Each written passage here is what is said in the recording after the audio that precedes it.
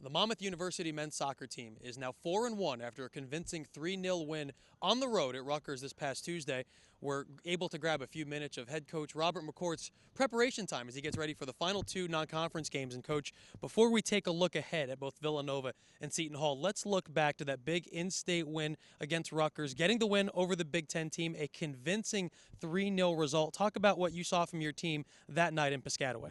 Yeah, I saw a great amount of resilience from the guys. We came up with a game plan, tactics before the game, and I thought the guys really stuck to the game plan. We really wanted to limit their service from the midfield, and I thought our midfielders really worked their socks off, making sure that they limited the service. And we wanted to catch them on the break. We thought we could catch them on the break, and we did a good job. So I think just sticking to the tactics and the game plan, I really felt like our guys earned the victory. I thought it was a well-deserved win on the road at a tough place to play.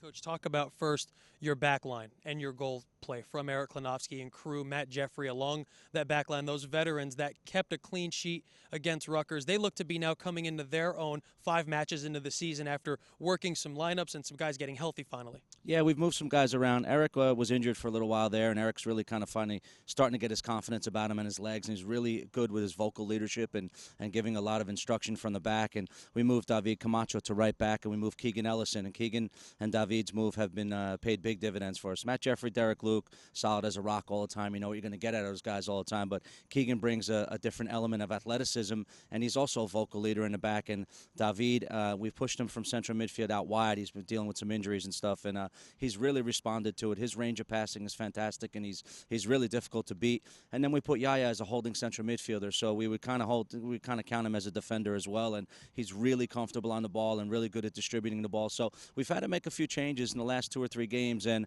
I think the guys have really responded well. Talk about now, as solid as they've been, your attack the last couple of games has really seemed to come on. Dom Sarl, Dave Nigro, 2 guys that we're going to talk to this afternoon, really look to be working well in combination together up front in your alignment. Talk about them and then the rest of the attacking crew, Jelani Williams and company, that really look good right now. Yeah, I think when you talk about all of the guys in front, Dom and Dave stick out as really intelligent soccer players. They both make real simple, smart decisions on the ball.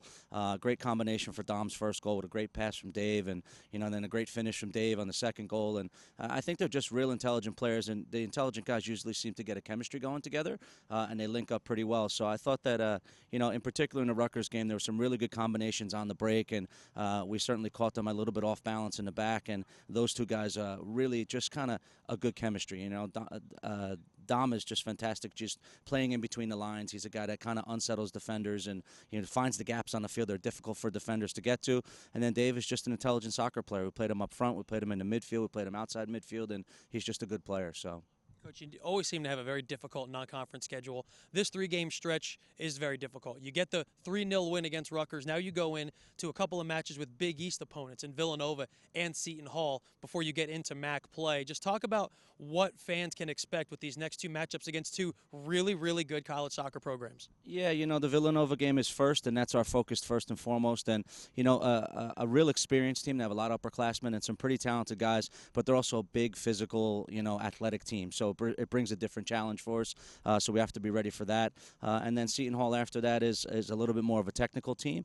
And, the thing when we play teams like Villanova and Rutgers and Seton Hall, they're all local derbies, so the records kind of go out the window, and it doesn't matter who's doing what. The players all kind of know each other, will play for similar club teams and whatnot, so they're usually, competitive matches, so it becomes like a local derby with both games, and they're just really good college soccer games. Coach, final question. You get that big win, obviously, against Rutgers. Team played so well for the full 90 minutes. What do you take out of that performance to now tell the team the rest of the way as you eventually enter MAC play with what you liked from what you saw from them? We just hope we're peaking at the right time. We had a lot of injuries in the beginning stage of the season. Even before preseason started, we had a couple guys that were out for like a month or 3 weeks, 2 weeks and whatnot. So we counted up to 6 starters have been dealing with some issues, and now we're kind of getting guys healthy. So we're hoping that we're, just getting our legs underneath us and starting to gain our confidence at the right time. And, these next 2 games, we hope to present ourselves to the NCAA Tournament Committee. We always want to be an at-large bid team. We've been an at-large bid team in the past, as you know.